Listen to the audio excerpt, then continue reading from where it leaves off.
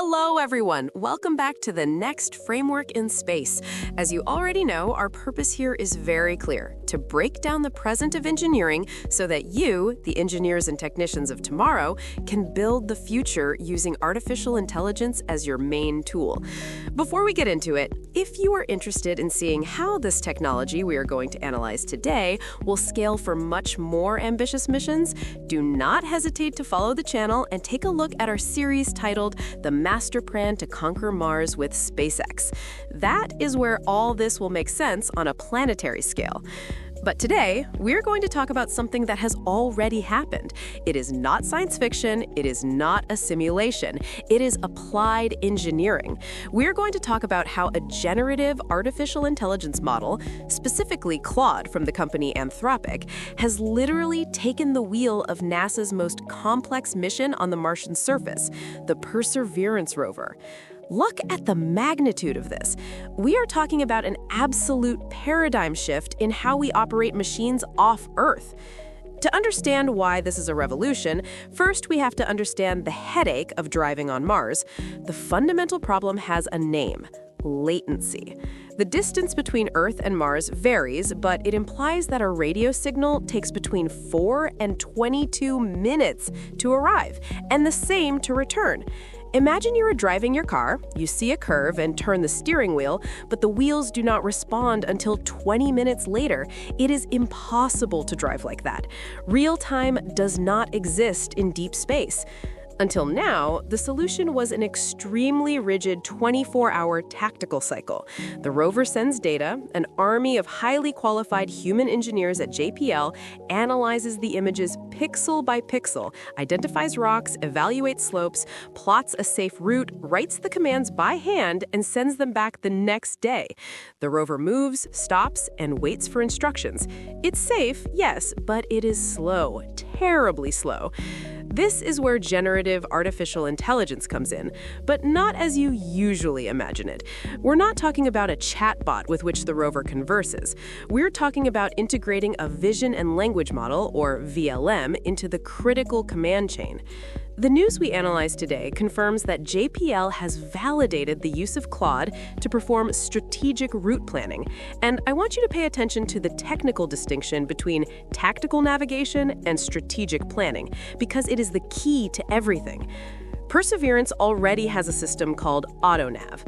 Those are its reflexes. If the rover is moving and sees a rock right in front with its stereo cameras, AutoNav dodges it. But AutoNav has no vision of the future. It doesn't know if dodging that rock will put it in a dead end 100 meters later. Claude acts as the strategist. It represents the brain that looks at the global map and tells AutoNav where to go. Let's break down how this technical architecture works step by step, because it is a masterpiece of systems integration. Thank you very much. I'll continue. First, we have multimodal data ingestion. The model not only receives text, it is fed with extremely high-resolution images from the HiRISE camera, which is orbiting Mars on the Mars Reconnaissance Orbiter. We are talking about resolutions of 25 to 30 centimeters per pixel. But a photo is not enough for an engineer. Claude is also supplied with digital elevation models, or DEMs. These are topographic maps that indicate slope, terrain roughness, and elevation. And along with this, mission constraints are passed. How much battery do we have? What is the maximum safe inclination before tipping over? Where are the scientific exclusion zones that we cannot step on? This is where the magic of the VLM comes in. Unlike a classical algorithm that only sees geometry, that is, this is high, this is low, Claude applies semantic reasoning. Allow me to use an analogy so that it is perfectly understood. Imagine you are walking through the countryside. A classical algorithm sees a flat surface and says, "It is flat, you can walk." But you, as humans, see that that flat surface is wet mud, and you know you're going to sink. That is semantics. Understanding what you are seeing, not just its shape. Claude does exactly that. It performs a semantic segmentation of the Martian terrain. It identifies, this is fractured bedrock, it is safe. Or, this is a dune field with fine sand, danger of getting stuck. Based on historical data from 28 years of Mars missions, from Sojourner to today, it evaluates the traversability or trafficability of the terrain. Second, we have the solution generation. Once the AI has understood the terrain, it doesn't just say, "Go right." It has to speak the robot's language. The rover doesn't understand English or Python. NASA rovers operate with very specific command languages. In this case, Claude has been trained to generate code in RML, or Rover Markup Language. It is a dialect based on XML, specifically designed to define mobility sequences, motor firing, and camera parameters. The fascinating thing is that the model acts as an autonomous coding agent. It generates the RML code, reviews it, validates its own syntax, and corrects errors before delivering it. It is programming the robot. Now, I know what you're thinking. Is NASA, an agency famous for its risk aversion, going to let an AI write code and send it to a nuclear team of $2.7 billion on another planet? Of course not. Here, the third pillar of this engineering comes into play: the digital twin and human-on-the-loop validation. The RML code that Claude generates does not go to Mars directly. It goes to a high-fidelity simulation on JPL servers, a digital twin of Perseverance. In this simulation, more than 500,000 telemetry variables are verified. The physical interaction of the wheels with the ground, energy consumption, thermal management, the kinematics of each joint are simulated. If the AI code passes the simulation, then and only then, a human engineer gives the final approval. And what has been the result of all this? Thank you very much. I'll continue. In tests conducted in December 2025, specifically on Martian Sols 1707 and 1709, the system was a resounding success.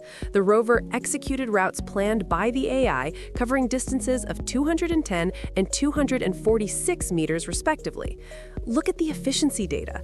A 50% reduction in man-hours required to plan a route is estimated. This frees the brightest engineers in the world from the repetitive task of looking at rocks and drawing lines, allowing them to focus on high-level science and problems that really require human intuition. This is crucial because it changes the nature of the space engineer's work. We go from being operators who micromanage every movement to being supervisors of intelligent, autonomous systems. But not everything is perfect, and as engineers, we must also analyze the limitations. Language models, by nature, are probabilistic, not deterministic. There is a risk of hallucination. The model could see a shadow and think it is a rock, or vice versa. That is why the simulation layer, the sandbox, is non-negotiable. Currently, AI is a ground support tool, not flight software on board. Processing happens in the cloud here on Earth, not on the rover's processor, which has much more limited computing capacity and must withstand radiation. However, the path is set. This technology is the necessary prelude for the missions to come. Think of ocean worlds like Europa, Jupiter's moon, or Titan on Saturn. There, latency is not minutes, it is hours. Bandwidth is tiny. We cannot control robots on Jupiter with a 24-hour decision cycle.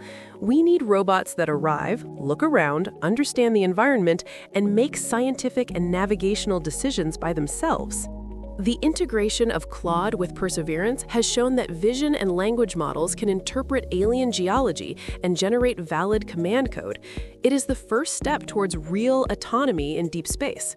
To conclude, I want you to keep this idea. Artificial intelligence is not coming to take the aerospace engineer's job. It works to empower it to levels that were previously physically impossible. We are building a symbiosis where AI handles logistical and operational complexity, and the human provides scientific direction and critical supervision.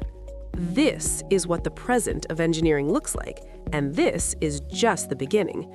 If you liked this technical analysis and want to continue deepening how AI is rewriting the rules of the game, remember that at the next Framework in Space, we're committed to your training for that future. And now I throw you a question. Seeing that AI already plans routes on Mars, do you think we should give it more autonomy to decide which rocks to analyze scientifically, or should that decision always remain 100% in human hands? Leave me your opinion in the comments because it is a fascinating ethical and technical debate. See you in the next video. Let's keep building the future.